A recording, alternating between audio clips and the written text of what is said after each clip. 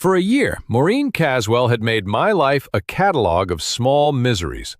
So when she showed up on my porch with a plate of lemon bars and a smile, my first instinct was to check them for glass. My name is David Renner. I'm 46, and for the better part of 2 decades, I worked as a corporate records manager and archivist, which is a long way of saying I am the person who knows where every document lives, who touched it last, and whether the copy in your hand is the original or a lie wearing its clothes. Chain of custody is my native language.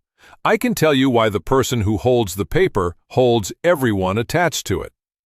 I mention this now because it will matter enormously later, though on the afternoon Maureen arrived with baked goods and an olive branch, even I did not see the shape of what was coming.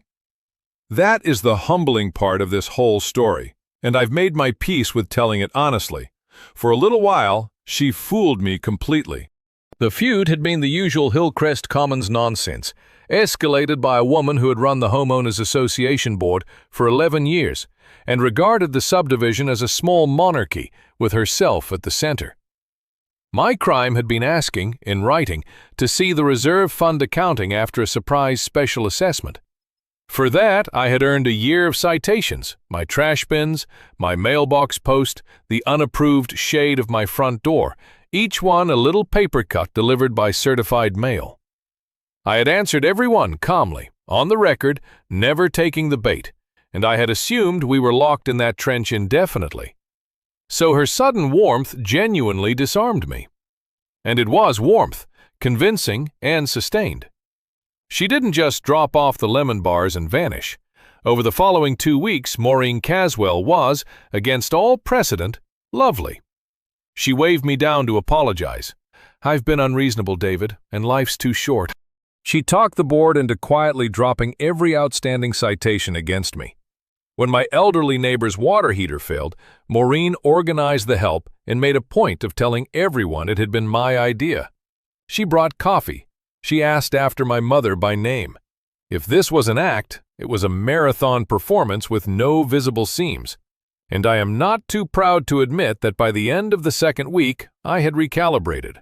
I decided I'd misjudged her, that under the tyrant was a lonely old woman who'd finally gotten tired of the war. I want you to sit with how thoroughly I bought it, because the buying is the whole trick. The gift, when it came, arrived dressed as a compliment. Maureen told me the association's common storage shed, a squat cinder-block building at the edge of the community lot, had been neglected for years, and that she'd been searching for a responsible, handy person to take charge of it. Someone organized, someone she could trust. Would I be willing? She pressed a keyring into my palm right there on the sidewalk, in front of my neighbor Glenn, who was out watering his lawn, and said, warmly, for both of us to hear, "There, now it's officially your area of responsibility, dear." 2 keys on the ring. I thanked her, a little touched, and Glenn gave me a thumbs up like I'd been promoted. I felt, God help me, included. Old habits saved my life, or at least my freedom, and they did it before I even understood there was a threat. Because I am what I am, I did not simply toss the keys in a drawer. That same afternoon I went to the shed, and before I moved a single object, I did what I have done to every archive I've ever inherited in my professional life. I documented it. I walked the main room with my phone, photographing everything in place, and I started a dated inventory. Date, time, condition, contents. The way you establish a baseline so that later, if anything is missing, you can prove the state in which you received it. I did it on reflex, the way another man might wipe his feet. It felt like tidiness. It was, it turned out, armor. The first key opened the main room, and the main room was where the story quietly stopped being about lemon bars. Past the rakes and the paint cans and the folding chairs, shoved against the back wall, were bankers' boxes. Not junk. Files. Association files. Special assessment receipts. Vendor contracts. Fragments of meeting minutes. Financial records going back years. This is not what lives in a community tool shed. Records like these belong in a management office under lock, and here they were gathering dust behind a leaf blower. I stood there with a receipt in my hand for a special assessment I remembered paying and did not remember ever seeing accounted for, and the warm fog I'd been living in for 2 weeks began, slowly, to burn off. The second key I tried that same afternoon, and it wouldn't turn. An old deadbolt on an inner door at the back of the main room, the lock gummy with age and disuse. Maureen had waved it off when she handed me the ring. "Oh, that back room's just junk. I never got around to it. Honestly, I don't think anyone's been in there in years." I filed that away too, though I didn't yet know it was worth filing. She said it the way you mention something you've genuinely stopped thinking about, and later I would realize that was the one moment in her entire performance where she wasn't acting. She really didn't know what was behind that door. That turned out to be the most important thing she didn't know. Then I remembered the thing I'd let Maureen's kindness push to the back of my mind, the rumor, weeks old, that Hillcrest Commons was about to be audited, that a cluster of complaints had triggered an external review and the board was being made to change management companies. And the shape of it arrived all at once, cold and complete. This was not a reconciliation. This was a cleanup. Maureen hadn't made peace with her enemy. She had found a warehouse for her problem and a set of hands to hold it that weren't hers. The lemon bars, the dropped citations, the coffee, the marathon of charm, none of it had been for me. It had all been to get me to smile and take the keys in front of a witness. I had been so busy being moved that I'd forgotten to be suspicious, which is a sentence I will be chewing on for a while. I did not confront her. You do not tip your hand to someone mid-scheme. You let the scheme mature until it's admissible. Instead, I went home and kept building my inventory, more carefully now, and I started reading. And roughly 2 weeks later, the trap I'd walked into finally sprang, except I was already braced under it. The external audit formally began, and within days, a document surfaced that Maureen had clearly been saving for exactly this moment. A records custody policy, freshly minted, naming David Renner as the association's designated custodian of documentation, effective the very date she'd pressed those keys into my hand. My signature wasn't on it, but her narrative didn't need my signature. It needed my proximity. When the auditors found the boxes, and she would make sure they found the boxes, the missing money, the destroyed minutes, the doctored contracts would all trace to the man who'd been in charge of the records for the crucial stretch. She had spent a year making me the neighborhood malcontent who demanded to see the books, and now she would spend a week making me the man who'd finally gotten his hands on them and made them lie. Maureen went around the community grieving theatrically to anyone who'd listen. I trusted him with our history, and look what happened. Here is where being boring became a superpower. Because when Maureen's allies on the board produced their official inventory of what had always been properly stored, a list conveniently full of gaps and irregularities they intended to hang on me, I produced mine. My dated, photographed, time-stamped record of exactly what was in that shed on the afternoon I received the keys, made within hours of getting them, before I had moved a single thing. Chain of custody, the single most powerful phrase in my profession, and the one Maureen, who had never in her life held a job that required her to prove anything, did not understand she needed to defend against. Her list and my list did not match, and the mismatch didn't make me look guilty. It made her list look manufactured, because a document created after the fact to frame someone has a way of contradicting a document created honestly in the moment. I exercised my statutory right as a member under Ohio's Planned Community Law to inspect the association's records directly, laid the official version beside my own, and the discrepancies lit up like a fever chart. Someone had built that custody policy and that inventory backward from a conclusion, and I could prove the direction of the lie. I had gone from defendant to prosecutor without ever raising my voice. But I still hadn't gotten through the second door, and now I badly wanted to. It had nagged at me for the better part of a month while I was busy surviving the frame job. The one lock in that shed I couldn't open, dismissed a shade too casually by a woman who dismissed nothing casually. Whatever instinct tells an archivist which box matters was screaming about that room. So one evening I brought oil, a screwdriver, and the kind of patience the job teaches you, and I worked that gummy deadbolt until it finally, grudgingly, turned. It was not junk. It was a second archive, and it was the one that mattered. Someone, years ago, had lined that inner room with sealed boxes containing original documents, true, first-generation meeting minutes, primary financial records, unaltered copies of the vendor contracts, the very originals Maureen believed had been destroyed long ago. She had spent years shredding and doctoring the copies that flowed through the management office, confident the originals were ash. They weren't. They were 18 inches behind a stuck lock in a shed she had just, with her own hands, given to me, and she'd handed it over precisely because she thought that back room was empty. She didn't know what was in it because she hadn't put it there. She'd never once turned that stubborn lock because Maureen Caswell did not do her own dirty work and would sooner reign for a decade than skin a knuckle on a deadbolt. The man who had put it there found me 2 days later because word travels in a place like Hillcrest Commons. He was the association's treasurer from a decade back, an old accountant named Walt Briscoe, who'd resigned off the board when Maureen's methods first turned his stomach. He hadn't been able to prove anything at the time, so he'd done the only thing a careful man can do.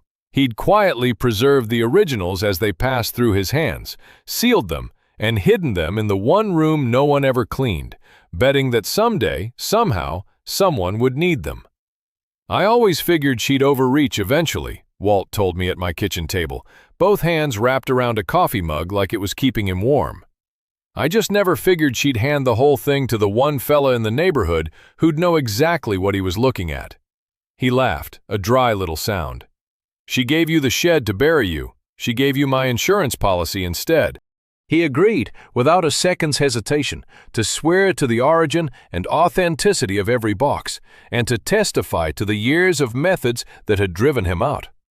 Now the pieces locked together into something no theatrical grief could survive. The original records from the back room exposed exactly what Maureen had altered.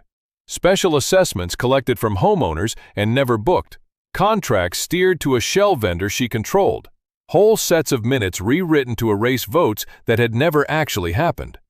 My dated inventory proved I'd received the shed clean and touched nothing that mattered. Walt's sworn provenance proved the originals were genuine and predated every forgery.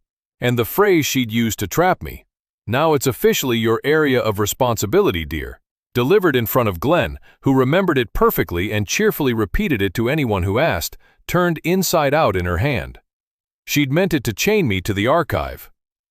Instead, it proved, from her own mouth before a witness, that she had voluntarily and deliberately transferred that shed and its contents out of her own control and into mine. She hadn't caught me holding her evidence. She'd been recorded by a lawn-watering retiree with a good memory, giving it away. I didn't take it to a courtroom, and I didn't take it to a shouting match at a board meeting. I took the whole matched set to the external auditor, in the very review Maureen had engineered to be my execution. The place she'd built to bury me became the room where they opened her up, and I got to watch it happen. The lead auditor was a soft-spoken woman with reading glasses on a chain who did not raise her voice once, which somehow made it worse for Maureen. She laid the doctored minutes beside Walt's originals under a lamp and walked the board through it, line by line. Here, the vote that authorized the special assessment, which in the genuine record does not exist. Here, the same page in the official version, retyped, the authorization invented whole. She brought in a document examiner who dated the ink and the paper stock and testified, in the flat language of people who do this for a living, that the official minutes had been produced years after the meetings they claimed to record. She traced the assessment money out of the members' pockets, into the shell vendor, and back toward accounts that led to Maureen. Every time Maureen opened her mouth to grieve, the woman with the reading glasses simply turned another page. There was no shouting. There didn't need to be. Paper, when it's the right paper, is louder than any voice in the room. It came apart for Maureen the way a dam comes apart, which is to say slowly and then all at once. The findings went where findings go. She was charged with tampering with records, forgery, and theft from the association she'd sworn a fiduciary duty to protect. The personal exposure she'd spent a decade dodging arrived in a single season and did not leave. 2 board members who'd co-signed her fiction resigned within days and later collected smaller charges of their own. The management company that had let the boxes drift into a shed was fired for cause. The doctored custody policy with my name on it evaporated, being worth exactly nothing the moment its architect became the defendant. A new board, seated under genuine oversight, commissioned a proper forensic accounting, and the residents who'd paid special assessments into Maureen's private machinery began, slowly, check by check, getting their money back. And I, the neighborhood malcontent, the handyman handed a shed to fall on his own sword, turned out to be the one who accidentally saved the community's entire history from the woman who'd spent 11 years trying to erase it. The lemon bars, for the record, had been genuinely good. I never told her that. I did the last thing my profession ever really asks of me. I put a proper new lock on that inner door, entered one final line into the inventory, original secured, custody transferred to external auditor, and the date, and turned off the light in the shed on my way out.